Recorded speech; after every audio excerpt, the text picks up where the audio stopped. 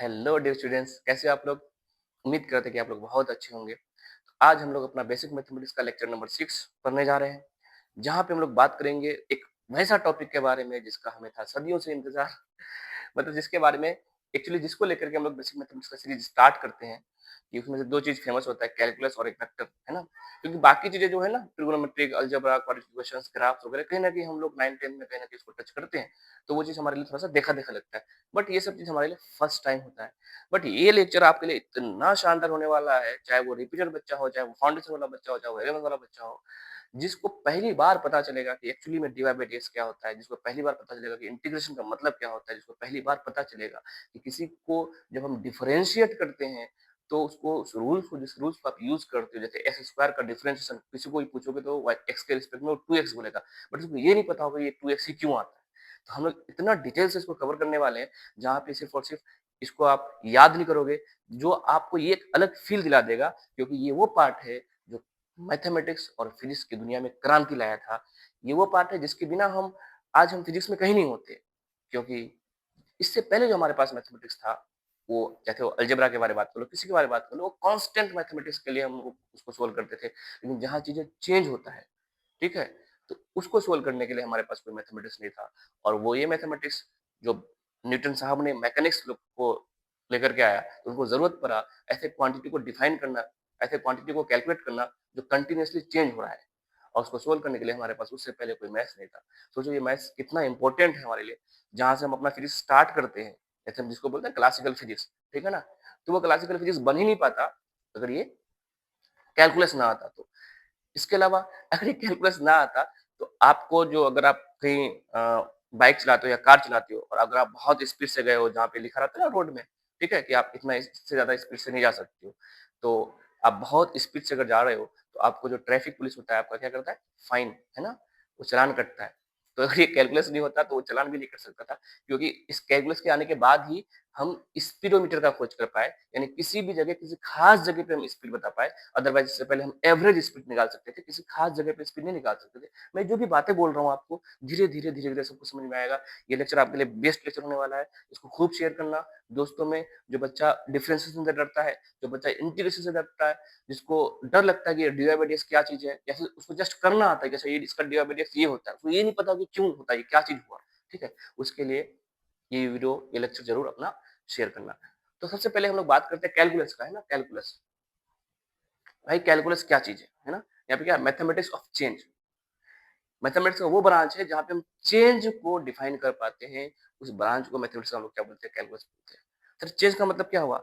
अब हम और आप सोचो, हमारे आस-पास में इस नेचर में हर जगह नेचर तो कांस्टेंट है ही नहीं। हर कुछ क्या हो रहा है? चेंज हो रहा है। एक छोटा बच्चा जब पैदा होता है तो वो धीरे-धीरे ग्रो करता है कि नहीं करता है? हाँ सर, ग्रो करता है। हमारा हेयर, हमारा नेल, ये सब ग्रो करता है कि नहीं करता है? मतलब चेंज है कि नहीं है? कांस्टेंट है क्या? नहीं है। इवन हम लोग का बैंक बैलेंस जो होता है, जैसे अगर आपके पास, अगर आपके घर से पैसा आता है, तो जैसे ही आप मंथ के स्टार्ट हुआ और पैसा आया, आपने आपके पास मान लो 15,000 10,000 जो भी एक्सवाइजेड पैसा आया, आपने उसको खर्च करना स्टार्ट किया, और फिर खर्च करते गए वो पैसा कम होता गया, और फिर एक समय उसका सारा पैसा आपका जाके खत्म हो गया। तो ये कंटिन्यूअसली जो जो आपके पास अमाउंट आया था वो कांस्टेंट नहीं रहा, वो कंटिन्यूअसली चेंज हो रहा है। तो किस रेट से चेंज हो रहा है, एक दिन में कितना खर्च कर रहे हो, इस चेंज को डिफाइन करना है मुझे। अगर एक दिन में कितना खर्च कर रहे हैं अगर हम डिफाइन कर लेंगे, तो एक माइक्रो सेकंड में भी कितना खर्च कर रहे हैं वो भी हम डिफाइन कर सकते हैं, सीखेंगे अभी अपने, ठीक है? तो ये हमारा कंटिन्यूअस जो यूनिवर्स है उसको समझने के लिए कैलकुलस का खोज हुआ, ठीक है? जहाँ पे यूनिवर्स में हम लोग का हर जगह चेंज दिखाई दे रहा है। दिख रहा है आपको? यहाँ पे लिखा हुआ है बोर्ड में ना, कि अगर चाहे कोई बेबीज का ग्रो हो, हेयर हो, नेल ग्रो, हर जगह क्या हो रहा है? ग्रो हो रहा है, चेंज हो रहा है, मतलब कांस्टेंट नहीं है। बैंक बैलेंस कांस्टेंट नहीं है, आज पैसा आया कल खर्च हो गया, किस रेट से आ रहा है, किस रेट से खर्च हो रहा है। इवन इंटरेस्ट रेट जो होता है ना, जहाँ पे भी रेट ऑफ चेंज की बात करते हैं, हमारा पोजीशन देखो, जैसे मैं चल रहा हूँ कंटिन्यूसली अगर मूव कर रहा हूँ, तो ये पोजीशन चेंज हो रहा है, मेरा पोजीशन फिक्स्ड नहीं है, ठीक है? हमारे आसपास में हर कुछ चेंज हो रहा है। अगर हम अपना यूट्यूब का सब्सक्रिप्शन के बारे में बात करेंगे, तो हम लोग जीरो सब्सक्रिप्शन से स्टार्ट किए थे, और रोज कुछ ना कुछ हम लोग का वो ग्रो कर रहा है। चेंज हो रहा है कि नहीं हो रहा है? वहां पे भी चेंज है। Amount of data keeps accumulating, ये बात क्या लिखा हुआ है कि जब हम फोन यूज करते हैं, कंप्यूटर यूज करते हैं, हमारे पास इन्फॉर्मेशन जो आता है, डेटा जो आता है, व्हाट्सएप में जो मैसेज आता है, वो कंटिन्यूसली क्या हो रहा है? मतलब एक्यूमुलेट हो रहा है, जमा हो रहा है, ठीक है? अगर आज 10 मैसेज था, कल 20 मैसेज हो जाएगा। हमारा फ्रेंडशिप है, जैसे इंस्टा यूज करते हैं, फेसबुक यूज करते हैं, वहां पे भी हमारा फ्रेंडशिप की संख्या क्या हो रहा है? कंटिन्यूसली चेंज हो रहा है। मतलब कुछ कांस्टेंट है क्या? आसपास में हमेशा हर कुछ हमारा अगर हमको नजर आएगा, तो मैक्सिमम चीज आपको ये दिखेगा कि भाई ये तो चेंज हो रहा है, ये तो चेंज हो रहा है। इस चेंज को समझने के लिए, इस चेंज को का रेट को समझने के लिए हम लोगों ने कैलकुलस का खोज किया है। ठीक है? अब इस कैलकुलस का जो हर्ट है वो 2 टर्म है, एक डेरिवेटिव और इंटीग्रल। क्या है? इस कैलकुलस का हर्ट, दिल 2 चीज़ है, एक डेरिवेटिव और एक इंटीग्रल। डेरिवेटिव जहाँ पे आपको ये बताएगा कि कोई चीज़ कितना फास्ट चेंज हो रहा है। डेरिवेटिव आपको क्या बताएगा कि कोई चीज़ कितना फास्ट चेंज हो रहा है। हालाँकि इसकी खोज कब हुई? लगभग 1600 के आसपास इंग्लैंड और जर्मनी में। मतलब सर आइजैक न्यूटन और एक लेबनिज़ नाम का मैथमेटिशियन थे, इन दोनों ने मिल करके, लेबनिज़ सर और न्यूटन सर ने मिल करके 1600 में लगभग डेरिवेटिव का खोज किया था। यही अपना कंटीन्यूअस चीज़ को डिफाइन करने के लिए और समझने के लिए, मैकेनिक्स लाने के लिए। ठीक है? और फिर इंटीग्रल की अगर बात करेंगे, तो इंटीग्रल हमें ये बताता है कि कोई चीज़ कितना ज़्यादा एक्यूमुलेट हो रहा है, कितना ज़्यादा जमा हो रहा है, एक साथ आ रहा है, सम हो रहा है उसका, उसको इंटीग्रल बोलते हैं। इसकी खोज काफ़ी पहले हो चुकी थी, ग्रीस में, लगभग 250 बिफोर क्राइस्ट, है ना? अब अगर मैं इसका ईयर्स का गैप देखूँ ना ये, तो 200 साल पहले और इधर लगभग 1800 साल का गैप है इंटीग्रल और डेरिवेटिव का खोज में। लेकिन किसी को पता नहीं था कि ये दोनों एकदम ब्लड वाला भाई हैं। अगर ये दोनों मिल जाए तो फिजिक्स और मैथमेटिक्स में क्रांति आ जाएगा, और जब मिला तो सच में क्रांति आ गया। ठीक है? और both are the heart of calculus, है ना? इसको थोड़ा-सा और समझने के लिए कि भाई डिफरेंशिएशन और इंटीग्रेशन वाला टर्म्स को और थोड़ा एग्जांपल से बताता हूँ कि ये क्या चीज़ है। डिफरेंशिएशन हमें बताता है कि छोटे-छोटे पार्ट में किसी चीज़ को तोड़-तोड़ के समझना। और इंटीग्रेशन ये बताता है कि एक साथ जमा करना, छोटे-छोटे पार्ट को एक साथ मिल करके जमा कर दिए। ठीक है? इनके फंक्शन के बारे में सीखेंगे कैसे काम करेगा। डिफरेंशिएशन ये बताता है कि हम किसी बहुत पर्टिकुलर इंस्टेंट में जाकर के उसको छोटा-छोटा पार्ट इतना तोड़ दिए कि वो किसी पर्टिकुलर इंस्टेंट का बात हमको बता सकता है। फॉर एग्जांपल अगर कंप्यूटर है आपके पास, तो उस कंप्यूटर को समझने के लिए आप एक काम करो, उसको छोटा-छोटा पार्ट में तोड़ दो। कोई आया, भाई ये क्या चीज़ है? कंप्यूटर, इसमें क्या-क्या चीज़ है? बोलेगा ये डिस्प्ले, इसको डिस्प्ले बोलते हैं, ये कीबोर्ड है, ये देखो माउस है, इसमें हार्ड डिस्क है। ठीक है ना? तो आप छोटे-छोटे पार्ट में तोड़ करके उसको बता सकते हो कि देखो ये पूरे सिस्टम को, इस मशीन को हम लोग क्या बोलते हैं? कंप्यूटर बोलते हैं। तो ये जो छोटे-छोटे पार्ट में आप तोड़े ना इसको, इस प्रोसेस को हम लोग डिफरेंशिएशन बोलेंगे। ठीक है? और इंटीग्रेशन किसको बोलेंगे? ये जो छोटा-छोटा पार्ट आपने अलग-अलग किया था, माउस को अलग किया था, कीबोर्ड को अलग किया था, सबको, इन सबको जोड़ो, एक साथ लेकर के आओ। इस प्रोसेस को हम लोग क्या बोलेंगे? इंटीग्रेशन बोलेंगे। ठीक है? एक्चुअली में फिर डिफरेंशिएशन क्यों ज़रूरत पड़ा मैकेनिक्स में, अब उसको समझने का हम लोग का बारी है। लेकिन उससे पहले हम लोग एक और टर्म समझेंगे, लिमिट के बारे में। लिमिट को समझना उतना आसान नहीं है, इसलिए मैं लिमिट के लिए आपके लिए एक बेस्ट एग्जांपल पहले बताऊँगा कि हम किस तरह से सर्कल का एरिया को प्रूफ करते हैं। सर्कल का एरिया पाई आर स्क्वायर जो होता है, वो बहुत आसान काम नहीं था। आज आपको उसका हो सकता है आपको आता हो, या बहुत बच्चों को नहीं आता हो सकता है बहुत बच्चे के टीचर्स ने नहीं सिखाया हो, ठीक है? तो हम सर्कल का एरिया को बताते हुए हम आपको लिमिट के बारे में बताएँगे कि लिमिट का ज़रूरत क्यों पड़ा और लिमिट कितना यूज़फुल चीज़ें हैं, ठीक है? तो नेक्स्ट हम लोग का, अब हम लोग लिमिट के बारे में सीखने जा रहे हैं। अब देखते हैं लिमिट क्या होता है ना, लिमिट क्या होता है, क्योंकि हमको डिफरेंशिएशन इंटीग्रेशन करने के लिए, आगे जाने के लिए पहले एक और क्वांटिटी हम पढ़ते हैं लिमिट के बारे में। अब लिमिट तो हमारा डेली यूज होने वाला वर्ड है। लिमिट, तुम्हारा कितना लिमिट है, तुम कहाँ तक जा सकते हो, जिसको हमने हाउ क्लोज टू, तुम कितना तक जा सकते हो, कितना पास तक जा सकते हो। हमारे जो मैथमेटिक्स के सर थे वो बताते थे कि लिमिट को ऐसे भी समझना कि तुम जैसे गर्ल्स हॉस्टल है और तुम पढ़ते हो, जहाँ पे तुम जहाँ रहते हो, तो तुम गर्ल्स हॉस्टल के कितने पास तक जा सकते हो, ठीक है ना? उसको देखने के लिए। मतलब तुमको गर्ल्स हॉस्टल में नहीं चले जाना है, अंदर नहीं चले जाना है। अगर अंदर चले जाओगे तो नॉट डिफाइन मार पड़ेगा वहाँ पे, ठीक है ना? तो लिमिट भी कुछ इसी तरह का वर्ड होगा कि जब हम बोलेंगे डेल्टा एक्स टेंड्स टू 0, मतलब अगर हम लिमिट की बात करेंगे, तो मतलब कि वो जो डेल्टा एक्स होगा ना, वो जो चेंज, मतलब डेल्टा मतलब चेंज होगा, चेंज इन एक्स, वो लगभग-लगभग 0 के पास होगा। 0 के एकदम बहुत पास होगा, बहुत पास होगा, बट 0 नहीं होगा। 0 हो जाएगा तो डिफाइन ही नहीं होगा कुछ, है ना? देखेंगे इसका मतलब क्या है, कैसे तुमको हम समझा रहे हैं, ठीक है? उसको समझो आगे। लिमिट को डायरेक्टली बताना और समझाना, वो एल हॉस्पिटल रूल वगैरह मैथमेटिक्स में पढ़ते हो, बट तुमको फील आना चाहिए कि ये चीज़ है क्या चीज़? ये कौन-सी बला है जिसको तुम मैथमेटिक्स में पढ़ते हो?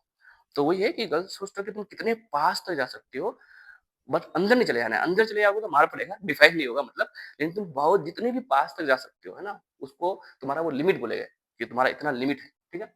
खैर, उस लिमिट को समझने के लिए पहले हम लोग एग्जांपल लिया। मैं तुमसे बोलूँगा, बताओ इस रेक्टेंगल का एरिया क्या होगा? सर रेक्टेंगल का एरिया ये लेंथ है और ये विड्थ है। तो sir length into width, length into breadth, है ना? रेक्टेंगल का यही एरिया यही होता है, कोई बात नहीं। अगर मैं बोलूँगा इसको प्रूफ करो तो मैं ज़्यादा बचा इसको प्रूफ कर दोगे। मैं अगर तुमको बोलूँगा कि भाई इस सर्कल का एरिया बताओ, पाई आर स्क्वायर, याद है सर पाई आर स्क्वायर? तुमको प्रूफ आता है इसका? हो सकता है मेरे बच्चों को आता हो, मेरे बच्चों को नहीं आता हो, तो उनके टीचर से नहीं सिखाया हो, ठीक है? तो जो राउंड फिगर है ना, राउंड फिगर, राउंड फिगर का एरिया निकालना सदियों तक बहुत मुश्किल था, सदियों तक बहुत मुश्किल रहा है और बहुत समय बाद, बहुत ट्राई करने के बाद हम राउंड फिगर का एरिया निकाल पाते हैं और कैसे निकाल पाते हैं इसको थोड़ा-सा इसका थोड़ा-सा छोटा-सा प्रूफ भी है, मैं तुमको समझा रहा हूँ, ठीक है? तो ये राउंड फिगर का एरिया निकालने के लिए अपन लोग क्या किया, इस सर्कल को ना, ये जो सर्कल था, जिसका रेडियस r है, जिसका एरिया का वैल्यू पाई r स्क्वायर है, मतलब एरिया समझते हो ना, ये वाला जगह है ना, ये वाला जगह कितना होगा, इस जगह का वैल्यू, है ना? ये जगह है ना 2 डायमेंशन में, तो 2 डायमेंशन वाला चीज़ को हम क्या निकालते हैं, एरिया निकालते हैं। यहाँ कितना जगह है, उस जगह का वैल्यू कितना आएगा, पाई इंटू r का स्क्वायर के बराबर। ये कितना जगह है, इस जगह का वैल्यू कितना आएगा, ये जो जगह है ना, आपने जो जगह लिया, है ना? जहाँ तुम सामान रख सकते हो इस जगह में, इस प्लॉट को तुम खरीद सकते हो पैसे दे करके। तो ये जो जगह एरिया है ना? एरिया। तो मैंने इसका एरिया को पाई आर स्क्वायर बताने के लिए तुम लोग और भी तरीका हो सकता है, ठीक है ना? तो ये मुझे क्योंकि लिमिट समझाना था, तो मैंने इस तरीके को तुमको यहाँ पे चूज़ किया कि मैंने क्या किया, इस सर्कल को 4 पार्ट में तोड़ दिया। 1, 2, 3, 4 ठीक है? 4 पार्ट में तोड़ दिए। अच्छा, हमें पता है कि इस सर्कल का जो पेरीमीटर है, ये जो लेंथ है, वो कितना होता है? तो ये 2 पाई आर होता है। ये भी याद है, पेरीमीटर ना, सर्कल का पेरीमीटर। मतलब इस अगर ये कोई रिंग है टाइप का, अगर है ना धागा है, तुम इसको कट कर दो और ऐसे तुम ओपन कर दो ना, तो उसका जो लेंथ आएगा पेरीमीटर में, उसका जो लेंथ आएगा, उसका वैल्यू कितना आएगा, 2 पाई इंटू आर के बराबर। वो तो बहुत बेसिक प्रूफ है ना भाई। इसको तुम ओपन कर दो, रेडियस तुमको पता है उसका कितना बड़ा रेडियस बन रहा है, 2 पाई से मल्टीप्लाई कर दो और वो 2 पाई इंटू आर के बराबर उसका लेंथ आ जाएगा। बट सर इस जगह को जब निकालना था तो मुश्किल था कम। तो हमने क्या किया, इस सर्कल को 4 पार्ट में, 4 इक्वल पार्ट में तोड़ा, ठीक है? अब इन 4 पार्ट को मैं थोड़ा सा इससे अलग कर दिया। इसको हटा दिया, इसको हटा दिया, इसको हटा दिया, फिर इन सबको मैं थोड़ा सा इस तरह से अरेंज कर दिया। मतलब एक पार्ट यहाँ रखे, है ना? ये वाला पार्ट को मान लो, है ना? ये वाला पार्ट को मैंने इस पार्ट को यहाँ रख दिया, है ना? फिर इस पार्ट को मैंने यहाँ रख दिया, फिर मैंने इस पार्ट को यहाँ रख दिया और इस पार्ट को मैंने यहाँ रख दिया। अब क्या हो गया, फिर ये वाला लेंथ यहाँ से यहाँ तक कितना होगा? देखो, टोटल कितना है? 2 पाई आर। तो क्योंकि 4 पार्ट में तोड़े थे, तो ये कितना आ जाएगा? Pi r by 2, pi r by 2, pi r by 2, pi r by 2 मिलकर 2 पाई होगा कि नहीं होगा? तो सर ये पाई आर बाई 2 और ये भी पाई आर बाई 2, तो ये पाई आर बाई 2 और ये भी पाई आर बाई 2, तो मिलाकर कितना आएगा? Sir pi R. और ये जो है, ये क्या है सर, ऐसे जब रखी है तो क्या चीज है, रेडियस है कि नहीं? और ये क्या है, रेडियस है। सर क्या समझा रहे हो? देखो और देखो, तुम ना इसको और अब ज्यादा पार्ट में तोड़ो। इस सर्कल को मैंने अब 1, 2, 3, 4, 5, 6, 7, 8, 8 पार्ट में तोड़ दिया और उसको फिर निकाल के इसका एक एक स्लाइस निकाल करके मैंने इसको यहाँ पे रखा। अब इसका स्लाइस थोड़ा छोटा छोटा हो गया, या थोड़ा ज्यादा बड़ा था ना, छोटा छोटा हो गया स्लाइस, लेकिन 8 स्लाइस है। जैसे मैंने 8 स्लाइस को 8 को रखा, 1, 2, 1, 2, 3, 4, फिर ऊपर से 1, 2, 3, 4, है ना? सर अभी भी जो ये जो डिस्टेंस है कितना है, पाई आर के बराबर। सर नहीं समझ में आ रहा है? अरे भाई साहब, ये पूरा का पूरा कितना है, 2 पाई आर है कि नहीं है? है ना 2 पाई आर? तो एक यहाँ से लेके यहाँ तक 4 है कि नहीं है? एक स्लाइस 2, 3, 4, तो ये पाई आर है कि नहीं है? हाँ सर, यहाँ से यहाँ पाई आर हो जाएगा, क्योंकि ये और ये मिलके तो पाई आर हो जाएगा, आधा हो जाएगा। सर यहाँ से यहाँ का लेंथ कितना आएगा, पाई आर आ जाएगा। और ये तो अपना क्या था, रेडियस था ही। सर क्या बता रहे हो? एक काम करो, इसी सर्कल को तुम और थोड़ा सा छोटा डिवाइड करो, है ना? अब मैंने इसको 16 पार्ट में तोड़ दिया है। देखो 1, 2, 3, 4, 5, 6, 7, 8, 9, 10, 11, 12, 13, 14, 15, 16, 16 इक्वल इक्वल पार्ट्स में मैं इसको कट किया और उन सबका स्लाइस जो बना उसको मैं उठा करके यहाँ पे इस 16 को रख दिया। फिर अगेन सर ये जो है ना, 1, 2, 3, 4, 5, 6, 7, 8, सर ये जो 8 पार्ट है तो इसका लेंथ कितना आएगा? सर यहाँ से यहाँ तक पाई आर ही आएगा। हाँ, और ये कितना आएगा? सर ये तो रेडियस r था। कुछ समझ में आ रहा होगा आपको? अगर मैं आपको बोलूँ कि इसको 32 टाइम्स में तोड़ दो तो ये स्लाइस और छोटा-छोटा हो जाएगा। जब ये स्लाइस और छोटा-छोटा हो जाएगा, ये और छोटा, तो ये लाइन जो है ना, जो ज़्यादा तुमको इससे पहले बहुत कर्व दिखता था, इसका कर्व छोटा होता जाएगा, है ना? और ये 32 स्लाइस को जब तुम रखोगे तो अगेन यहाँ से यहाँ तक कितना आएगा? पाई आर के बराबर आएगा, छोटा-छोटा स्लाइस, और ये क्या होगा? r के बराबर ही होगा। अब मैं तुमको ये बोलूँ कि तुम इसका एक काम करो, इस सर्कल को ना इनफाइनाइट इक्वल स्लाइस में तोड़ दो। सर ये कौन सा बेतुकी वाला बात है? इनफाइनाइट में कैसे तोड़ दें? कोई मीनिंगलेस बात है। इस बात का कोई मीनिंग हुआ क्या? हाँ? सर इनफाइनाइट में तोड़ दे, कैसे तोड़ दे इनफाइनाइट को? यही तो बात है। इनफाइनाइट इक्वल स्लाइस में भले ना तोड़ो, लेकिन तुम इमेजिन तो कर सकते हो कि अगर मैं जितना इतना छोटा छोटा इसका स्लाइस बना दूं, ये जो कर्व वाला पाथ है वो लगभग लगभग स्ट्रेट हो जाए। जब वो लगभग लगभग स्ट्रेट हो जाएगा तो ये तुमको क्या बताएगा, एक लाइन बन जाएगा। और ये लाइन जो पहले ऐसा था, ये फिर थोड़ा सा ऐसे हुआ, अब ये थोड़ा ऐसे हुआ, और जैसे जैसे तुम उसको छोटा छोटा पाथ में तोड़ते जाओगे सीधा होता जाएगा। जो सीधा लाइन होगा उसका लेंथ कितना हो जाएगा, r। और जो हॉरिजॉन्टल ये जो कर्व पाथ है वो धीरे धीरे कर्व का कम होते होते क्या हो जाएगा, पाई आर के बराबर हो जाएगा। सर ये तो अब एक रेक्टेंगल जैसा दिखेगा हमको, जिसका लेंथ पाई आर हो जाएगा। और जिसका विड्थ r हो जाएगा, तो रेक्टेंगल का एरिया तो अपने को आता है पाई r इंटू r, पाई r का स्क्वायर हो जाएगा। लेकिन इस रेक्टेंगल को बनाने के लिए हमको इस सर्कल को इनफाइनाइटली छोटे छोटे टुकड़े में, हमको इक्वल टुकड़े में हमको बांटना पड़ा। वो जो इनफाइनाइट टुकड़े में आप बांट रहे हो, जो कि प्रैक्टिकली पॉसिबल नहीं है इनफाइनाइट टुकड़ा, लेकिन आप इमेजिन कर रहे हो, और इस इमेजिन करके आप एक बड़े प्रॉब्लम को, जो सदियों से प्रॉब्लम था कि भाई राउंड फिगर का एरिया कैसे निकालेंगे, उसको हम सोल्व कर लिए, उसको हम सोल्व कर लिए। तो वैसा ही जब किसी चीज को हम जीरो से डिवाइड देते थे, तो वो चीज नॉट डिफाइन होता था। समथिंग बाय जीरो हम लोग को पता है नॉट डिफाइंड। तो जीरो से डिवाइड देने का जो प्रॉब्लम को सोल्व करने का जो मैथमेटिक्स आया, उसको हम लोग लिमिट बोलते हैं। क्या आपको इस तरह से आज तक किसी ने लिमिट को बताया है? अगर सच में नहीं बताया है, तो क्या आप इस वीडियोस को, ये जो प्लेलिस्ट में जो आपके पास वीडियोस आ रहा है, क्या अपने दोस्तों को शेयर नहीं करोगे? Limit tends to something, limit tends to something, ये सब पढ़ाते हैं और फिर हम लोग लिखते हैं और फिर रट्टा मार करके क्वेश्चन बनाते हैं। कोई चीज कैसे आता है, मैं हर लेक्चर में पहले आपको ये सिखाता हूँ, उसकी जरूरत क्यों पड़ी ये सिखाता हूँ। चाहे वो रियल लाइफ का एग्जाम्पल लेकर के हो, या हमको कहीं मैथ्स का यूज करके बताना हो, या फिर फिजिक्स का यूज करके आगे बताना हो। तो मैं बोल रहा हूँ, जब किसी चीज को हम जीरो से डिवाइड दे देते हैं ना, डिवाइड डिवाइड देंगे जीरो से, मतलब डिवीजन करेंगे जीरो से, तो हम उसको डिफाइन नहीं कर पाएंगे। समथिंग बाय जीरो क्या होगा, नॉट डिफाइन हो जाएगा। अब इस प्रॉब्लम को सोल्व करने के लिए हम किसको लेकर के आए, लिमिट को लेकर के आए। जिस तरह से इनफाइनाइट टुकड़े में तो हम नहीं बांट सकते थे, बट इमेजिन कर सकते थे कि इनफाइनाइटली छोटे छोटे टुकड़े हैं। ऐसे हम इमेजिन करेंगे कि नीचे वाला जो टर्म है वो जीरो नहीं है, लेकिन जीरो के इतना पास है, इतना पास है कि लगभग जीरो जैसा है। और उस इमेजिनेशन से जो रिजल्ट आएगा वो बहुत तगड़ा रिजल्ट आएगा। अब तुम नीचे वाले टर्म को जीरो नहीं कर रहे हो, 0.0000001 कर रहे हो। जैसे तुमने नीचे वाला टर्म को बहुत छोटा कर दिया, जीरो के आसपास कर दिया, उसको तुम डिफाइन कर सकते हो। यस सर, उसको डिफाइन कर सकते हैं, क्योंकि नीचे तो जीरो नहीं है। तो वो लिमिट बताता है कि हम कितना क्लोज तक चले जाएं किसी चीज का, कितना क्लोज तक चले जाएं कि जहां पे हम चीजों को डिफाइन कर सके। ये चीज हमको लिमिट बताता है। जैसे मैंने आपको शुरुआत में एग्जाम्पल बताया, ठीक है, हमारे सर जब हमको पढ़ाया करते थे तो एग्जाम्पल देते थे कि लिमिट को ऐसे समझो कि तुम लिमिट को अपने बगल के घर सोच समझो, कि तुम घर सोचोगे कितने पास तक जा सकते हो, अंदर नहीं जाना है। अंदर जाओगे तो डिफाइन नहीं होगा, जीरो कर देंगे नीचे तो डिफाइन नहीं होगा, लेकिन 0.00001 करेंगे तो डिफाइन हो जाएगा।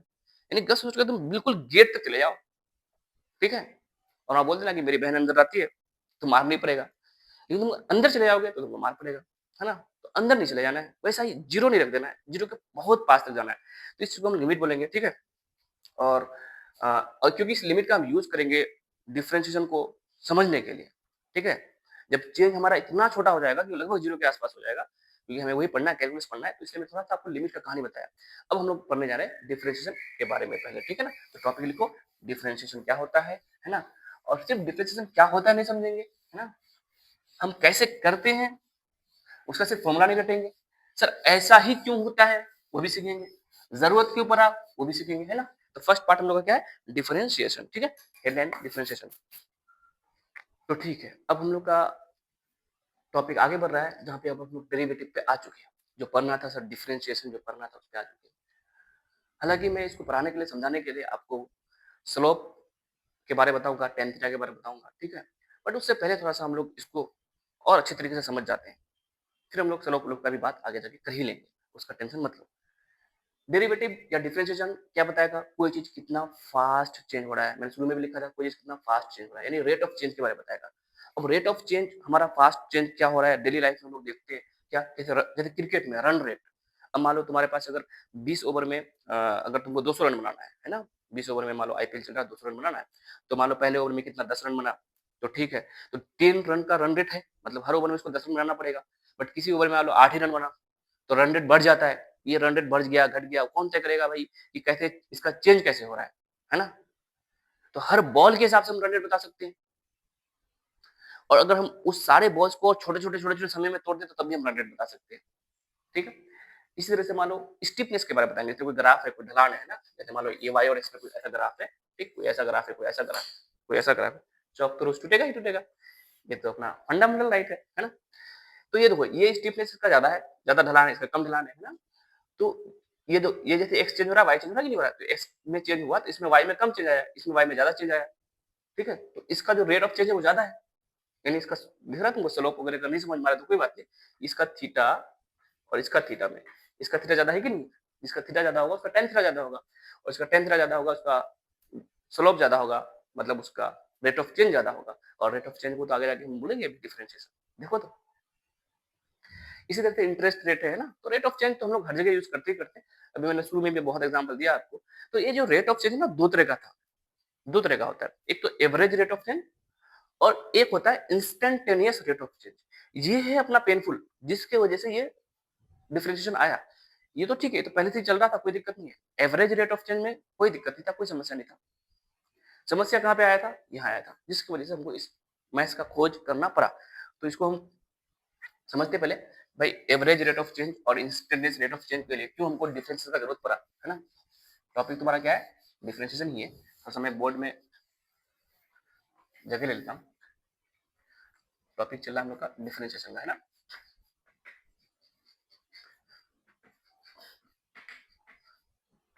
खैर, अगर मान लो मैं जहां पे भी हूँ, तुम जहां पे भी हो, वहां से मान लो तुमको कुछ डिस्टेंस जाना है। लेट्स सपोज कि ए पॉइंट है और ए पॉइंट से तुम बी पॉइंट जा रहे हो, जो कि मान लो यहाँ से 200 मीटर है ना, 200 मीटर है। तुम किलोमीटर भी ले सकते हो, चलो 200 किलोमीटर है ना। और यहाँ से जाने में समय लगा तुमको टोटल, वो मान लो तुमको समय लग गया 1 आवर। कितना लग गया, 1 आवर, ठीक है, या 4 आवर ले लो, है ना, ज्यादा स्पेशली चलना है, 4 आवर लग गया। तो अगर मैं आपको बोलूंगा कि बताओ डिस्टेंस में कितना चेंज आया, पोजीशन में कितना चेंज आया। अब डिस्टेंस में जब चेंज बोलता हूँ तो किसी बच्चों को कंफ्यूज लगता है डिस्टेंस में कितना चेंज आया, ठीक है सबका मीनिंग है। तो अगर मैं यहाँ से यहाँ देखूँ तो डिस्टेंस कितना ट्रेवल कर लिया है, 200 किलोमीटर, जिसको हम लोग बोलेंगे डिस्टेंस में कितना चेंज आया। मान लो जब मैं यहाँ पे था, ठीक है, तो मैं अगर इसको 0 यहाँ से बोल रहा हूँ और ये 200 किलोमीटर है यहाँ पे, तो जब मैं यहाँ पे हूँ तो हमारा पोजीशन 0 मीटर पे है, और जब मैं यहाँ पहुंच गया तो हमारा पोजीशन क्या हो गया, 200 किलोमीटर। तो पोजीशन में चेंज आ रहा है। इसको हम ऐसे बोल सकते हैं कि जैसे मान लो यहाँ पहुंचा, यहाँ का मान लो पोजीशन कितना है, 10 किलोमीटर, तो डिस्टेंस में कितना चेंज आया, 10 किलोमीटर, 0 से 10 किलोमीटर, बोल सकते ना। नहीं सर पोजीशन में चेंज बोलते हैं हम लोग। अरे बोलो तो, कोई दिक्कत समस्या थोड़ी है। 10 किलोमीटर से तुम 50 पे गए, तो तुमने डिस्टेंस कितना ट्रेवल किया, 10 से 50 में 40 किलोमीटर। तो डिस्टेंस में कितना का चेंज हुआ तुम्हारा, 40 किलोमीटर का, है ना। हाँ, कोई बात नहीं, उसको तुम पोजीशन में भी चेंज बोल सकते हो, कोई दिक्कत नहीं। तो अगर हम तुमको बोले कि एवरेज स्पीड बताओ, सर एवरेज स्पीड बताने में तो कोई समस्या ही नहीं था। तो ये क्या होता था सर, 9th क्लास में लोग जानते हैं, total distance by total time.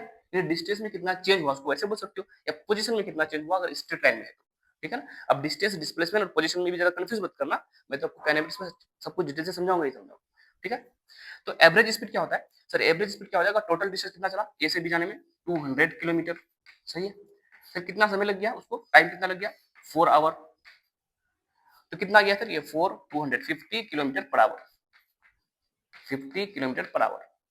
यानी ये स्पीड, एवरेज स्पीड क्या बता रहा है कि हर एक घंटे में कितना डिस्टेंस चल रहा है, 50 किलोमीटर चल रहा है। बट क्या है, बस सच है, तुम अगर कहीं ट्रेवल करते हो तो क्या तुम्हारा स्पीड हर जगह 50 किलोमीटर पर आवर आता है, ऑब्वियसली नहीं आता है, प्रैक्टिकली पॉसिबल नहीं। जब तुम स्टार्ट करते हो तो तुम्हारा स्पीड धीरे धीरे बढ़ता है, और फिर कहीं ट्रैफिक रहता है तुम स्पीड को कम करते हो, ब्रेक कर रहता है स्पीड को कम करते हो, रोड फ्री रहता है फिर तुम स्पीड को बढ़ाते हो। तो हर मोमेंट पे तुम्हारा स्पीड चेंज होता है। बट पूरे जर्नी का तुम एवरेज स्पीड बता रहे हो कि पूरे जर्नी का तुम्हारा एवरेज स्पीड क्या था, 50 किलोमीटर पर आवर। क्या होता अगर तुम्हारे पास स्पीडोमीटर नहीं होता, स्पीडोमीटर नहीं होता, समझना ध्यान से, पूरा डिफरेंस को समझा रहा हूँ, फील कराने जा रहा हूँ, है ना, सिर्फ रटाने नहीं। अगर स्पीडोमीटर नहीं होता तो हमको तो पता नहीं चलता कि सर किस जगह मेरा कितना स्पीड था। हम तो फिर वही बताते कि सर ठीक है, हमने अपने शहर से कहीं और आया, इतना टाइम लगा, तो हम total distance by total time अगर कर लेंगे तो हमको एवरेज रेट ऑफ चेंज आ जाएगा, जिसको हम लोग एवरेज स्पीड बोलेंगे। और ये हमारा कितना आया, 50 किलोमीटर पर आवर आया। बट ये बात तो हमारे मन को पता था कि हर जगह 50 किलोमीटर पर आवर नहीं है, कहीं स्पीड ज्यादा था, कहीं स्पीड कम था। क्या हो जाए अगर मान लो तुमने स्टार्ट किया 9 बजे चलना, ठीक है ना, 4 घंटा लगता है तुमको जाने में, तो कितने बजे पहुंच जाओगे सर, 1 बजे, 1 PM को पहुंचोगे अगर 9 AM को स्टार्ट किए। अब तुमसे सवाल ये कर दूं कि तुम बताओ 10:45 10 सेकंड में तुम्हारा स्पीड क्या था। तुम बोले 10:45 10 सेकंड में स्पीड क्या था, कैसे बताए, मुझे याद भी नहीं हम कहाँ पे थे। ये प्रॉब्लम है। इस प्रॉब्लम को सोल्व करने के लिए अब आएगा मैथमेटिक्स का वो मैथमेटिक्स का वो तरीका जो इस प्रॉब्लम को सोल्व करेगा, और मैथमेटिक्स का उस तरीका का नाम होगा डिफरेंशिएशन। ठीक है, मान लो कि तुम्हारा ऐसा ना हो, किसी के साथ ऐसा ना हो, मान लो किसी कार का एक्सीडेंट होता है। ठीक है, तो एक्सीडेंट के बाद उसको चोट कितना लगेगा, वो किस बात पे तय करेगा, कि उस समय का स्पीड पे तय करेगा या उसका एवरेज स्पीड पे तय करेगा। तुम बोलोगे सर उस समय कितना स्पीड था, नहीं समझ में आया। सर उस समय कितना स्पीड था, वो स्पीड उसका तय करेगा कि उसका गाड़ी को कितना नुकसान पहुंचेगा, है ना। एवरेज स्पीड से उसको क्या लेना देना सर, एवरेज स्पीड क्या बताता है, टोटल डिस्टेंस का टोटल टाइम। वो तो अलग अलग जगह अलग अलग है ही नहीं है। सर उस समय का स्पीड कैसे बताएंगे, सर उस समय का स्पीड बता देंगे स्पीडोमीटर देख करके। भाई ये बना कब, ये बना कब, जब तुम्हारे पास कैलकुलस आया, जब हम चेंज जहाँ पे होता है उसको जब हम डिफाइन करना स्टार्ट किए, तो ये सारा कहानी स्टार्ट हुआ। तो स्पीडोमीटर अगर नहीं होता तो पुलिस वाला हमको चालान भी नहीं काटता, उनको पता नहीं चलता। पुलिस वाला कैसे चालान काटता है, उनको पता चलता है कि यहाँ पे कितना स्पीड है, और उनका कैमरा सीसीटीवी कैमरा लगा रहता है, तो वहां से तुम्हारा तुरंत उसको चेक कर लेता है कि तुम्हारा इस मोमेंट पे उसका स्पीड क्या था। हर एक मोमेंट को स्पीड चेक कर सकता है, क्योंकि तुम्हारा स्पीडोमीटर से वो चीज कनेक्ट होता है। तो स्पीडोमीटर जो एक किसी टाइम में जब स्पीड बताता है, उसके पीछे क्या फंडामेंटल मैथ्स है उसको समझेंगे। अगर मैं बात करूं तुमको कि तुम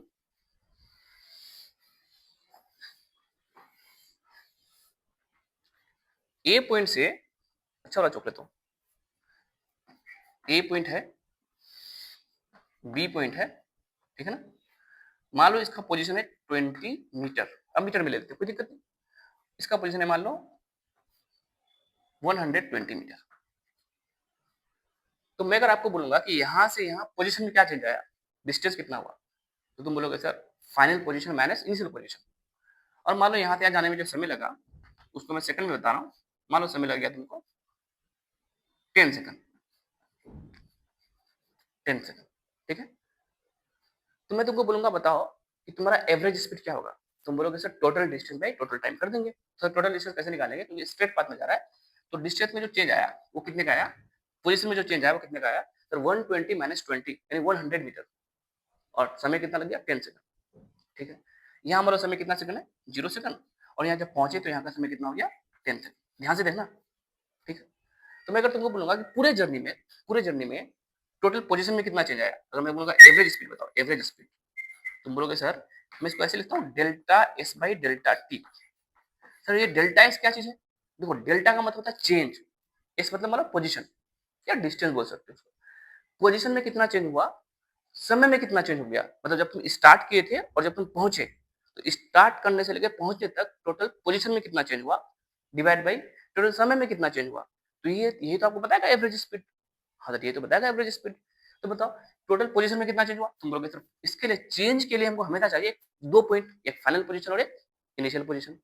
सर हमको तो पता है फाइनल पोजीशन कहाँ पे है, बी पॉइंट पे है। इनिशियल पोजीशन अच्छा एस से लिख रहे हो तो एस से लिख, इनिशियल पोजीशन कहाँ पे है, sir initial position point A पे है।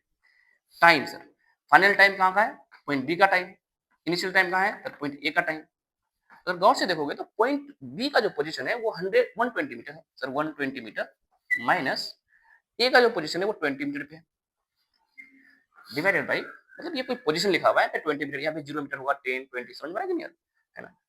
सर समय पॉइंट बी में जब पहुंचा तो समय हो गया था 10 सेकंड, जब पॉइंट ए में था तो समय वहां पे स्टार्ट हुआ था 0 सेकंड। तो इसका वैल्यू कितना आ गया, तो इसका वैल्यू आया 10 मीटर पर सेकंड। ये क्या बता रहा है सर, एक सेकंड में 10 मीटर गया होगा, बट हर एक सेकंड में तो 10 मीटर नहीं गया होगा, क्योंकि उसका मोशन तो यूनिफॉर्म मोशन होना कोई जरूरी नहीं है ना। प्रैक्टिकल लाइफ की बात करो, तो सर क्या होगा अगर मुझे कोई ये पूछ दे कि इसका 2 सेकंड में क्या स्पीड था, 2 सेकंड में स्पीड कैसे था। सर 2 सेकंड में स्पीड कैसे बता सकते हैं, सर स्पीड बताने के लिए हमको तो 2 पोजीशन चाहिए था, sir final position minus initial position. तो 2 सेकंड पे तो वो एक ही जगह रहेगा, 2 सेकंड पे वो कहीं ना कहीं एक ही जगह होगा। अगर हमको ऐसा बोलता कि भाई टोटल 5 सेकंड में इतना डिस्टेंस गया, इतना टाइम लगा, तो एवरेज बता सकते हैं। लेकिन मैं तुमको बोल रहा हूँ कि उस मोमेंट का, वो जो मोमेंट है ना, मोमेंट वाला फील, मोमेंट बन गया तुम्हारा, है ना, उस मोमेंट का स्पीड बताओ, जिस मोमेंट पे 2 सेकंड पे उसका गाड़ी का स्पीड क्या था।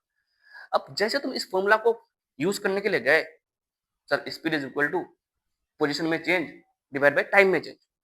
अब 2 सेकंड पे तुम्हारा गाड़ी किसी एक ही जगह पे था ना। जब वो एक ही जगह पे था तो पोजीशन में तो कुछ चेंज ही नहीं हुआ। तो ये फॉर्मूला कैसे अप्लाई करोगे? सर ये फॉर्मूला जब अप्लाई नहीं हो पाएगा तो पोजीशन में चेंज क्या हो जाएगा? अगर मैं एक 2 सेकंड के बारे में बात करूं और अगर हमारे पास अभी तक मालूम कैलकुलेशन नहीं आया, डिफरेंशिएशन नहीं आया, कुछ नहीं आया, तो 2 सेकंड पे अगर हम बात करेंगे तो 2 सेकंड में जो हमारे पास स्पीड आएगा तो पोजीशन में चेंज कितना हो जाएगा? तो 2 सेकंड में मान लो 2 सेकंड में मान लो कहाँ पे, लेट्स सपोज कि यहाँ पे, और यहाँ का लोकेशन मान लो 50 मीटर। यहाँ का लोकेशन मान लो कितना मीटर है? 50 मीटर है और t इक्वल टू 2 सेकंड पे है। तो 2 सेकंड पे तरफ कहाँ पे final position minus initial position divide by, मतलब 2 सेकंड का ही बात कर रहे हैं ना। तो 2 सेकंड पे तो गाड़ी किसी ना किसी एक मोमेंट पे, किसी ना किसी एक जगह पे, तो वही जगह उसका फाइनल हो गया, वही जगह उसका इनिशियल हो गया। समझ में आ रहा कि नहीं आ रहा है? टोटल 2 सेकंड के बारे में बात नहीं करो, 8 2 सेकंड लिखा हुआ है, 8 2 सेकंड। 2 सेकंड पे कितना उसका स्पीड था? सर यहाँ से यहाँ नहीं, सर यहाँ से तो डिस्टेंस हो गया 30 मीटर, 30/2, वो तो एवरेज बताएगा। फिर मैं पर्टिकुलर टाइम 2 सेकंड के बारे में, उस मोमेंट के बारे में बात कर रहा हूँ। 2 सेकंड में उसका गाड़ी का कितना स्पीड था? सर 2 सेकंड में तो गाड़ी 50 मीटर पे था, तो 50 मीटर पे 2 सेकंड पे था, फिर 2 सेकंड पे 50 मीटर पे है, फिर तब तो वहां से निकलेगा ना। तो सर 50 माइनस 50 और समय भी कितना है? 2 सेकंड माइनस 2 सेकंड, ये तो सर 0/0 हो गया। अरे ऐसा थोड़ा हो सकता है यार, ऐसा थोड़ा हो सकता है कि 2 सेकंड पे उसका कुछ स्पीड ना हो, 0/0 तो तुम डिफाइन नहीं कर पाओगे यार। अब कैसे निकालेंगे देखना। 2 सेकंड का स्पीड को बताने के लिए कि 2 सेकंड में कितना स्पीड था, उसको बताने के लिए हम लोग क्या करेंगे, थोड़ा सा उस बात को याद करेंगे जो अभी थोड़ी देर पहले पढ़े, लिमिट को याद करेंगे। हम लोग क्या करेंगे कि 2 सेकंड का हमें पता है सर 2 सेकंड में तो 50 मीटर पे है, तो 2 सेकंड में 50 मीटर पे है, लेकिन 2 सेकंड से जस्ट पहले कहीं ना कहीं 49 मीटर पे भी होगा, 49.5 मीटर पे भी होगा, 49.9 मीटर पे भी होगा, 49.9999 पे मीटर पे भी होगा, मतलब जस्ट 50 मीटर से पहले होगा। 2 सेकंड से जस्ट पहले होगा कि नहीं होगा? तो 2 सेकंड से जस्ट पहले थोड़ा सा ये पीछे होगा। तो अगर हम 2 सेकंड का बाद बताना है, जैसे हमको वो जो एरिया निकाल रहे थे तो हम इन्फिनिटली स्मॉल पार्ट कर रहे थे, वैसा ही यहाँ पे कुछ सोचेंगे, लॉजिकली सोचेंगे, इमेजिन करेंगे, और फिर इस बड़े से प्रॉब्लम को हम ये जो इतना इजीली सोल्व कर लेंगे, वो हमारे पास जस्ट मैथ आने जा रहा है, जिसका तुमको इंतजार था वो आने जा रहा है। सुनो, 2 सेकंड पे पोजीशन था 50 मीटर, 2 सेकंड से जस्ट पहले उसका पोजीशन कहाँ पे होगा? सर जस्ट पहले तो कहीं भी हो सकता है, 49 48, मैं बोला उससे भी जस्ट पहले, सर 49.5 उससे भी जस्ट पहले, 49 पॉइंट सर 9 उससे भी जस्ट पहले, 49.9999 पे कहीं ना कहीं होगा, और 49.999 पे कहीं ना कहीं होगा, तो उस समय उसका टाइम कितना होगा? सर 2 सेकंड से कम होगा। कितना कम होगा? सर 1.8 सेकंड हो सकता है। नहीं बोला और कम बताओ, 1.9 सेकंड भी हो सकता है 2 सेकंड से कम, 1.999 सेकंड भी हो सकता है 2 सेकंड से कम। तो मैं इसके जस्ट पास अगर चला जाऊं, इसको जूम करके देखना, जस्ट पास, तो मैं यहां से यहां का पोजीशन में चेंज देख सकता हूं कि सर यहाँ पे तो कुछ ना कुछ मालूम है पोजीशन 49 पॉइंट समथिंग और ये 50 है, तो यहाँ से यहाँ का समय भी चेंज आएगा कि नहीं आएगा? तो जस्ट मैं जब इतने छोटे से पोजीशन में चेंज लेकर के आऊंगा और इतना छोटा सा टाइम का इंटरवल लूंगा, तो जो छोटा सा बहुत छोटा जो टाइम का इंटरवल होगा, जब जो कि लगभग जीरो के आसपास हो जाएगा, वो हमको ये बताएगा कि उस पर्टिकुलर टाइम में कितना स्पीड था। समझो जरा, मैं इस पार्ट को जूम करके कर रहा हूँ, जूम कर रहा हूँ इस पार्ट को।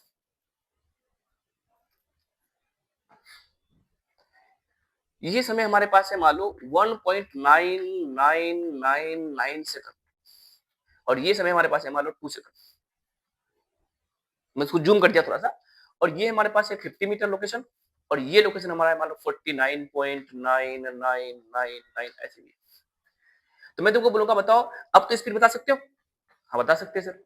अब कितना हो जाएगा सर? 50 मीटर माइनस 49.9999, जितना भी लिखना है, डिवाइड बाई, सर टाइम कितना होगा? तो यहाँ से यहाँ का समय 2 सेकंड माइनस 1.99999। सर ये तो निकाला, ये तो 0/0 नहीं है ना, नहीं है 0/0। ये जो वैल्यू आएगा वो उस 2 सेकंड का स्पीड को बताएगा कि 2 सेकंड के जस्ट पास में चले जाओ, और जस्ट पास में जो पोजीशन में चेंज आएगा, तो ये तो बहुत छोटा चेंज होगा, बहुत छोटा change, very small change, very small change. Sir ये तो भी बहुत छोटा होगा, वेरी स्मॉल चेंज टाइम में, है ना, यहाँ पे पोजीशन में, यहाँ पे टाइम में, very small change in time. Very small change in position, होगा कि नहीं होगा? हाँ सर होगा। तो जब बहुत छोटा चेंज होगा ना, तो जिसको हम लोग अब तक delta S by delta T बोलते थे, इसको थोड़ा सा मैं इरेज कर रहा हूं। तो सर एवरेज स्पीड क्या होता था? Sir delta S by delta T.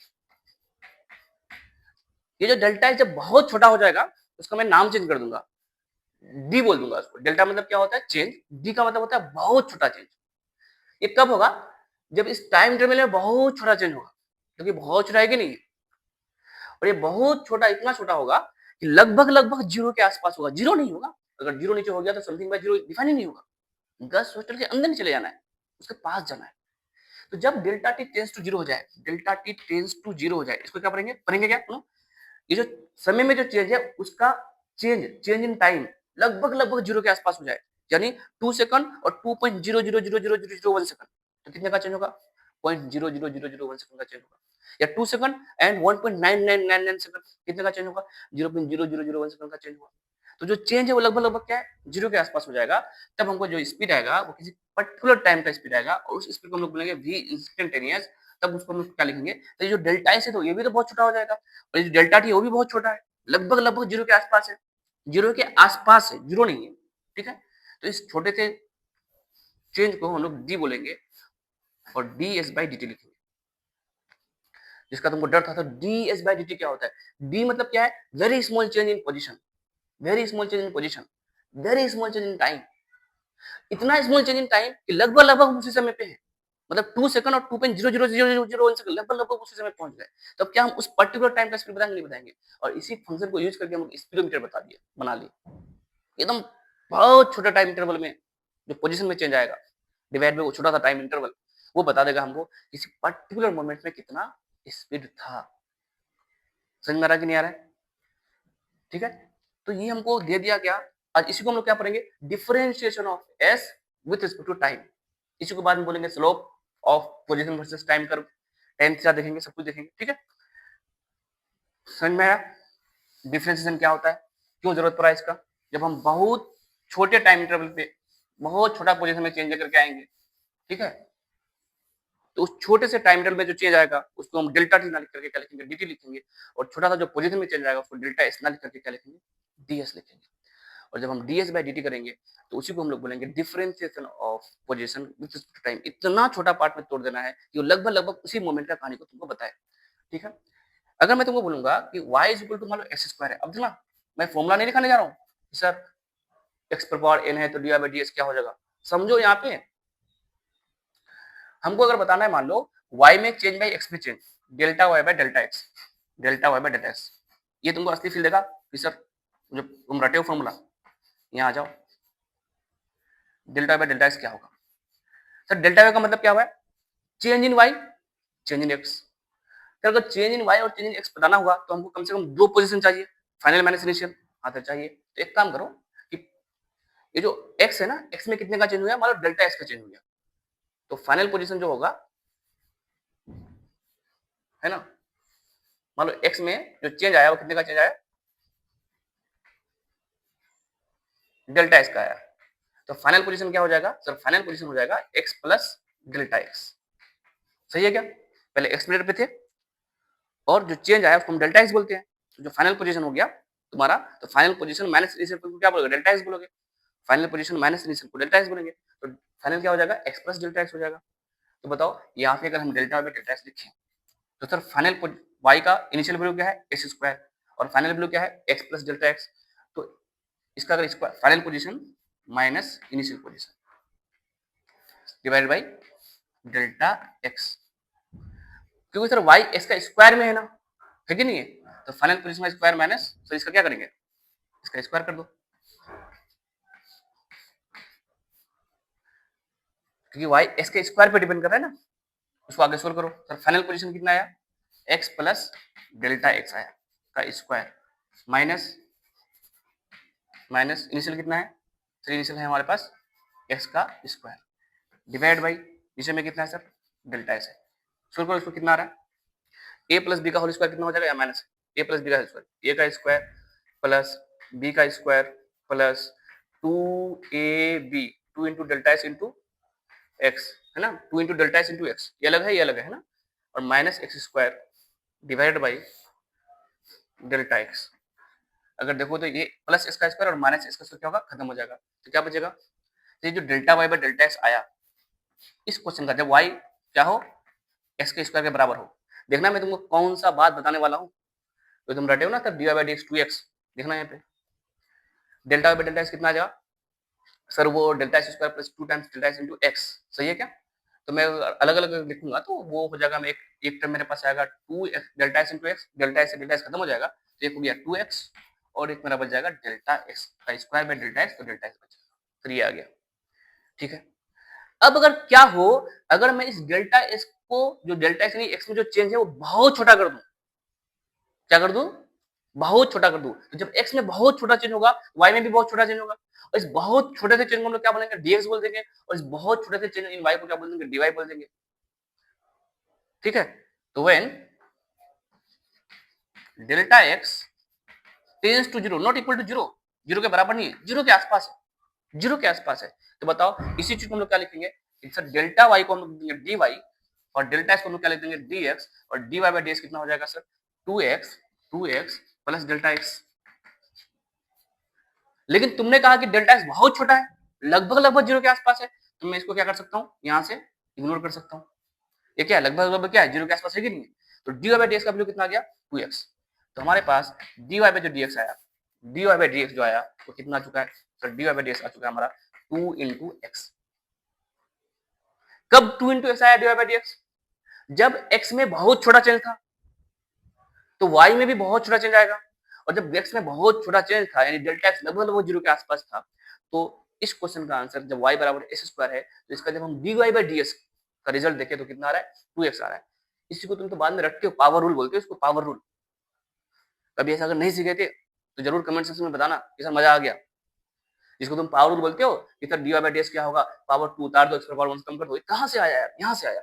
ये कब आया, जब हम किसी पर्टिकुलर इंस्टेंट में बात करेंगे, कब होगा, जब हम किसी पर्टिकुलर टाइम की बात करेंगे, जब हम किसी पर्टिकुलर पोजीशन की बात करेंगे, तब हमको डिफरेंशिएशन का जरूरत पड़ेगा, और उसको हम कैसे करेंगे, हम चेंज तो करेंगे लेकिन वो चीज इतना छोटा होगा, इतना छोटा होगा कि वो लगभग लगभग लगभग लगभग जीरो के आसपास हो जाएगा, और बहुत छोटा चेंज जब हो जाएगा तो उसी को हम लोग क्या बोलेंगे, D Y D X D Y D T D X D T, छोटा छोटा चेंज बोलेंगे, उसी का नाम क्या हो जाएगा, डिफरेंशिएशन, क्या नाम हो जाएगा। अब अब बताओ सर ये तो क्या है, सर क्या क्या चीज हुआ, मतलब अरे भाई ये हुआ कि तुम किसी पर्टिकुलर टाइम में स्पीड बता रहे हो, तब किसी पर्टिकुलर टाइम में तुम वेलोसिटी बताओगे, किसी पर्टिकुलर टाइम में तुम एक्सेलरेशन बताओगे, सब कुछ करोगे, यानी किसी पर्टिकुलर टाइम का कहानी, जो चीज एक्चुअली में जो कि चेंज हो रहा था, हर मोमेंट पे जब चेंज हो रहा था उसको तुम किसी पर्टिकुलर टाइम पे बता रहे हो। हालांकि वो पर्टिकुलर टाइम पे बताने के लिए हमको थोड़ा सा लिमिट का यूज करना पड़ा, कि जहां हम आस पास में उसके पहुंचे और इतने क्लोज उसके पहुंच गए कि लगभग उसी पे हम हैं, लगभग उसी पे हैं। ये कहानी है डिफरेंशिएशन का। अब हम लोग जब डिफरेंशिएशन मैथमेटिक्स में करेंगे, जैसे यहाँ पे y का एक्स स्क्वायर मैंने तुमको बताया, तो ऑब्वियसली बात है सारे फंक्शन को मैं तो ऐसे सोल्व करके बताऊंगा नहीं, अदरवाइज इसका बहुत लंबा लेक्चर हो जाएगा कि साइन एक्स का कोसेस क्यों होता है, उसको भी हम समझा सकते हैं।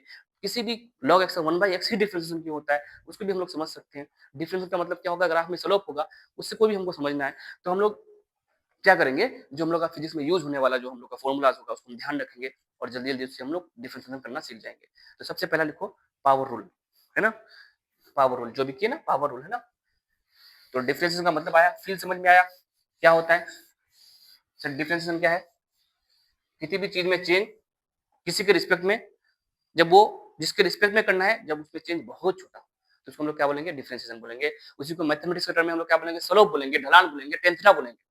ग्राफ में अगर हम देखेंगे तो हम टेन थीटा बोलेंगे। इक्वेशंस में उसको बोलेंगे डिफरेंशिएशन कर रहे हैं, यानी हम y अगर x के टर्म में है तो x में बहुत छोटा चेंज होने से y में कितना चेंज होगा, इसको बोलेंगे differentiation of y with respect to x। समझ में आ रहा है कि नहीं आ रहा है, जिसको भी हम लोग देख रहे थे, ठीक है। तो ये जो चेंज है, मान लो तुमको बोलेंगे differentiation of hair with respect to time, यानी हेयर में जो ग्रोथ है टाइम के साथ ये क्या हो रहा है, अगर हेयर टाइम का फंक्शन है, हेयर में जो ग्रोथ है वो टाइम का फंक्शन है, यानी हेयर ग्रोथ है, यहाँ पे हेयर ग्रोथ, ये अगर टाइम का फंक्शन है, क्या टाइम का फंक्शन है, मान लो ये है 2t का स्क्वायर, ऐसा कुछ है, मतलब समय 0 सेकंड में भी तुम्हारा मान लो हेयर कितना था, मान लो टकला कर दिया तुम, 0 हेयर ग्रोथ 0 हुआ, अभी 1 सेकंड पुट करोगे तो तुम्हारा किस तरह, तो इसको हम डिफरेंशिएशन कर सकते हैं सर, यहाँ 2t का स्क्वायर रखें, ठीक है ना। अभी हम लोग पावर रूल सीखे भी, पावर रूल तो नहीं सीखे हम लोग, पावर के बारे में बात की भी हम लोग, कि y बराबर एक्स स्क्वायर था तो dy बाई dx क्यों 2x हुआ? पावर रूल पढ़ने से पहले उसका रीजन समझो कि क्यों 2x हुआ। वो क्या चीज था dy बाई dx? वो ये चीज था कि जब डेल्टा x में बहुत छोटा चेंज होगा तो वही तो तुम्हारा dy बाई dx था और मैंने उसको प्रूफ करके तुमको बताया कि dy बाई dx क्यों 2x हुआ उसका। तो इसका भी हम लोग जल्दी से कर लेंगे, इसको प्रूफ भी कर सकते हैं और हम पावर रूल को उसी टेक्निक का यूज करके हम जल्दी इसको डिफरेंशिएट कर लेंगे। तो जो भी चीज अगर चेंज होगा तो उसको हम डिफरेंशिएट कर सकते हैं। कोई भी चीज अगर चेंज हो टाइम के साथ, उसका अगर कोई फंक्शन हो उसको हम डिफरेंशिएट करेंगे, पोजीशन के साथ उसका कोई फंक्शन हो उसको डिफरेंशिएट करेंगे। लेकिन जो चेंज ही ना हो, जो चीज चेंज ही ना हो उसका डिफरेंशिएशन क्या होगा? कांस्टेंट का डिफरेंशिएशन क्या हो जाएगा? कांस्टेंट का डिफरेंशिएशन, कांस्टेंट का क्या हो जाएगा? ये dt क्या बता रहा है? Small change in time. और ये क्या बता रहा है? ये कांस्टेंट है, कांस्टेंट है 5 है 10 है। तो इधर बोल रहे हो कि सर समय में बहुत छोटा चेंज होने से इधर कितना चेंज हुआ? सीधे तो कोई चेंज ही नहीं हुआ। कांस्टेंट मतलब कोई चेंज हुआ क्या? नहीं हुआ। जब कांस्टेंट में कोई चेंज नहीं हुआ तो कोई चेंज नहीं हुआ तो उसको हम क्या बोल देंगे? Sir zero. चेंज इसमें क्या है? जैसे मान लो तुम्हारे पास y इक्वल टू 5 है। अब तुमको बोलूंगा कि dy बाई dx बोलो, dy बाई dx बोलो, क्या होगा? हालांकि इसको हम फॉर्मूला से बताएंगे, फिल करेंगे इसको, क्यों जीरो होगा उसको भी बताएंगे हम, ठीक है ना। dy बाई dx जीरो क्यों होगा? सर इसलिए जीरो होगा कि y का वैल्यू क्या है? 5 है। और इसका मीनिंग क्या है? सर x में छोटा सा चेंज होने से y में कितना चेंज हुआ? भाई x में कुछ भी चेंज कर लो, y तो x पे डिपेंड ही नहीं कर रहा है, y तो तुम्हारा क्या है? कांस्टेंट है। तो x में कुछ भी चेंज कर लो, y में चेंज क्या होगा? जीरो होगा। तो y में चेंज जीरो होगा तो जीरो बाई dx, इसका आंसर कितना आएगा? जीरो आएगा कि नहीं आएगा? इसलिए हम लोग बोलते हैं कि किसी कांस्टेंट को अगर हम डिफरेंशिएट करें किसी के भी रिस्पेक्ट में तो उसका आंसर क्या आएगा? जीरो आएगा। समझ में आ रहा कि नहीं आ रहा? तो अगर हम कोई कांस्टेंट है तो उसका डिफरेंशिएशन क्या होगा? जीरो होगा। जैसे मान लो तुम लोग को लगता है कि जो भी चीज चेंज नहीं होता है तो उसका डिफरेंशिएशन क्या होगा? जीरो। बोलो क्या चीज चेंज नहीं होता है? सर सर मेरी गर्लफ्रेंड ना कभी चेंज नहीं होगी। पता चल जाएगा जब कटेगा तो अगर तुम्हारी गर्लफ्रेंड अगर चेंज नहीं होती है तो डिफरेंशिएशन ऑफ तुम्हारी गर्लफ्रेंड, तुमको अगर ऐसा लगता है कि वो चेंज नहीं होगी विथ रिस्पेक्ट टू टाइम, समय के साथ, वो किसी और के साथ नहीं जाएगी, तुम्हारे लिए कांस्टेंट रहेगी, तो तुम्हारी गर्लफ्रेंड का डिफरेंशिएशन टाइम के साथ क्या आया? जीरो आया। जो कांस्टेंट होगा उसका डिफरेंशिएशन क्या होगा? जीरो होगा। ठीक है। तो अभी हम लोग पावर रूल भी नहीं सीखे, जैसे हम लोग फील करें डिफरेंशिएशन को, जस्ट मीनिंग समझे, जस्ट मीनिंग समझे कि डिफरेंशिएशन का मीनिंग क्या होता है। ठीक है। तो नेक्स्ट हम लोग देखो अब पावर रूल। पावर रूल का मतलब क्या हुआ? सर अगर मान लो y जो है कुछ x पे डिपेंड कर रहा है, कुछ x पर पावर n है, n कुछ भी नंबर हो सकता है यहाँ पे, है ना, कुछ भी नंबर हो सकता है, -1 -2 -3 कोई भी नंबर, इंटीजर, रियल नंबर, कुछ भी, है ना। तो सर अगर मैं बोलूंगा कि y में चेंज छोटा सा कितना होगा अगर मैं x में छोटा सा चेंज करूं तो इसका रिजल्ट क्या आएगा? सर फिर से करो, आप क्या करो, छोटा सा पहले क्या करो, x मान लो x से लेकर के डेल्टा x हो गया, फिर फाइनल माइनस इनिशियल करेंगे, है ना, पर पावर n लिखेंगे दोनों का, और फिर ऐसे नीचे में डेल्टा x लिखेंगे, फिर डेल्टा x को टेस्ट टू जीरो करेंगे तो dx बन जाएगा या dy बन जाएगा, है ना, यानी उसी पोजीशन में हम पहुंच जाएंगे, इतना छोटा चेंज कर लेंगे तो सोल्व हो जाएगा। लेकिन क्या सर हम इसको और जल्दी याद रख सकते हैं? हाँ याद रख सकते हो। क्या करना है? कुछ नहीं करना है, ये जो पावर है ना इस पावर को यहाँ उतार लो और यहाँ पे इस पावर को उसको 1 से सब्ट्रैक्ट कर दो। सर समझ में नहीं आया, फील नहीं आया, उतार लो, रूल नंबर 1, रूल नंबर 1 उतार लो। मतलब अगर y is equal to x पर पावर 5 है तो इसका डिफरेंशिएशन y के साथ, यानी क्या पढ़ेंगे?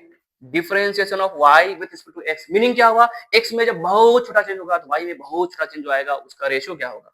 उसका रेशियो ये आएगा कि सर ये पावर 5 इंटू एक्स पर पावर, पावर को बाहर उतार दिए, अब एक्स पर पावर क्या कर देंगे? 5 है तो 5 से 1 सब्ट्रैक्ट करेंगे, 5 माइनस 1 कितना होता है? 4। जो भी पावर होगा उसको बाहर उतार दो और पावर में से 1 को सब्ट्रैक्ट कर दो, तो 5 में से 1 को सब्ट्रैक्ट करेंगे तो कितना बनेगा? 4। सर अगर y इक्वल टू ऐसा रहा, y इक्वल टू t पर पावर 3 तो dy बाई dt क्या हो जाएगा? सर dy बाई dt क्या हो जाएगा? सर पावर रूल, इसको यहाँ उतार लेंगे और t पर पावर कितना हो जाएगा? 3 square. Sir y equal to X square, sir D by D S क्या होगा? सर इसको तो आपने भी प्रूफ करके बताया कितना आएगा, ये कितना आएगा?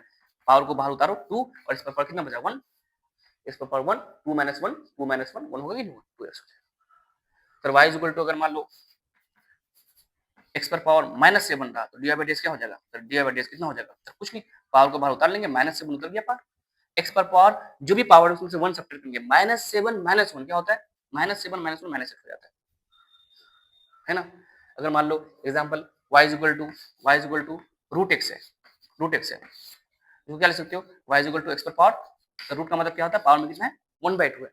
बताओ डी बाई डी एक्स क्या होगा? सर x में अगर बहुत छोटा चेंज करेंगे तो y में जो बहुत छोटा चेंज आएगा उसका रेशियो क्या होगा? तो उसका रेशियो ये हो जाएगा, पावर रूल ये सिखाता है कि जो भी पावर उसको बाहर उतार दो और फिर एक्स पर पावर कितना हो गया सर, जो भी पावर इसमें से 1 सब्ट्रैक्ट कर दो तो एक्स पर पावर 1/2 माइनस 1, 1/2 माइनस 1 क्या होगा, -1/2, -1/2। फिर डिवाइडेड कितना आ गया 1 बाई, इसको नीचे कर लेके आओगे तो क्या लिख सकते हो 1/2 इंटू रूट एक्स, है ना। तो इस तरह से पावर रूल बहुत इजी टेक्निक है और इसको हम लोग यूज कर सकते हैं बहुत ज्यादा। अच्छा, फिजिक्स में सबसे मजे की बात यह है कि 90% प्रॉब्लम्स में हम लोग क्या करेंगे, इसी पावर रूल का यूज करेंगे, इसी पावर रूल का यूज करेंगे। हाँ, पोजीशन टाइम पे डिपेंड करेगा तो स्पीड निकालेंगे, स्पीड टाइम पे डिपेंड करेगा तो एक्सेलरेशन निकालेंगे, सब काम करेंगे। फिर y इक्वल टू मान लो तुम्हारा 5 रहा तो पावर रूल को बताओ कि क्यों जीरो हो जाएगा।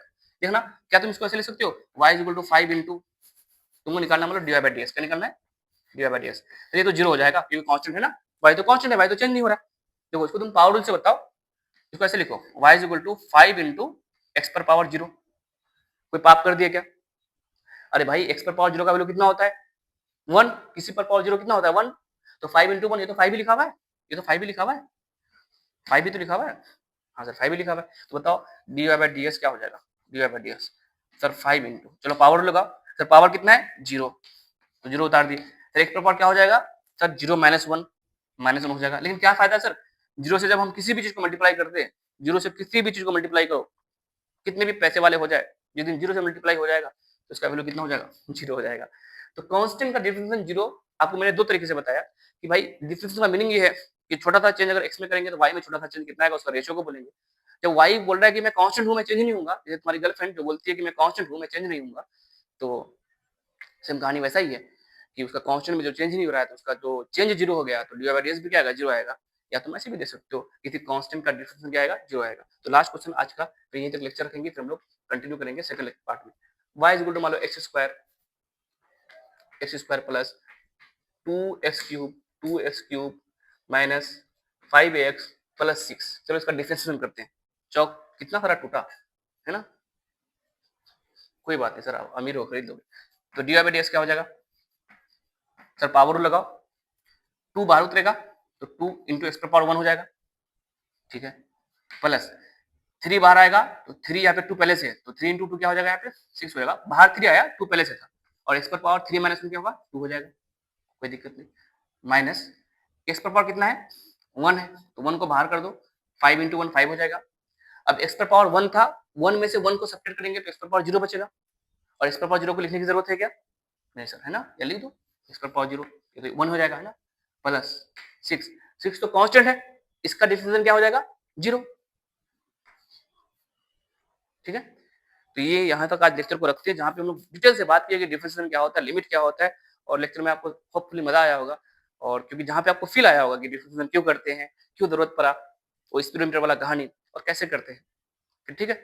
और इसमें एक पावर रूल हम लोग पढ़े जिसको खूब यूज करेंगे, उसको डायरेक्ट आप याद रखना, और फिर आगे हम लोग बात करेंगे, ठीक है। Thank you, bye bye.